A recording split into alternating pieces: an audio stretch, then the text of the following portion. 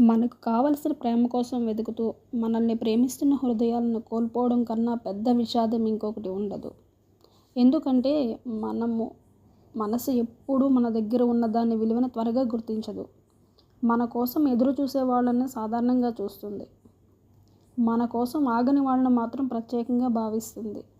మనతో మాట్లాడాలని కూడా ఆలోచన లేని వాళ్ళ కోసం గంటల తరబడి ఎదురు చూస్తాం.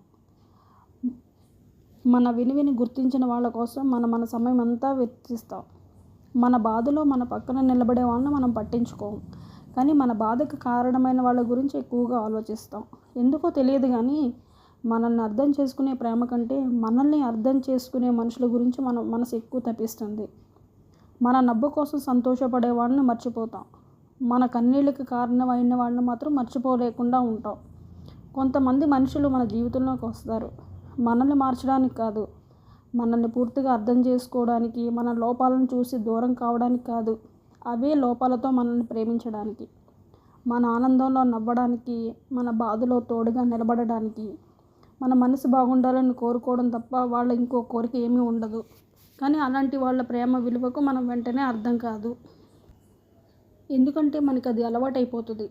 వాళ్ళు ఎప్పుడూ మనతోనే ఉంటారని అనుకుంటాం. ఎంత నిర్లక్ష్యం చేసినా, ఎంత బాధ పెట్టినా వాళ్ళు మనల్ని వదిలి వెళ్ళరనే నమ్ముతాం.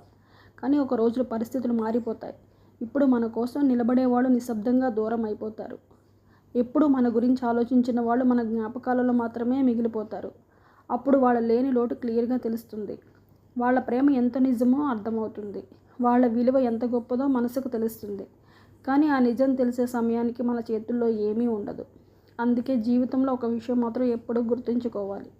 మనల్ని ప్రేమించే వాళ్ళ విలువ వాళ్ళు దూరమైన తర్వాత తెలుసుకోవడం కంటే వాళ్ళు మనతో ఉన్నప్పుడే అర్థం చేసుకోవడం చాలా గొప్పమైన విషయం.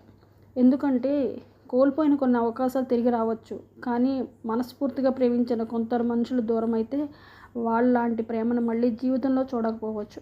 అప్పుడు మిగిలేది ప్రేమ కాదు, వాళ్ళని గుర్తించలేకపోయిన ఒక నిశ్శబ్ద పశ్చాత్తాపం మాత్రమే.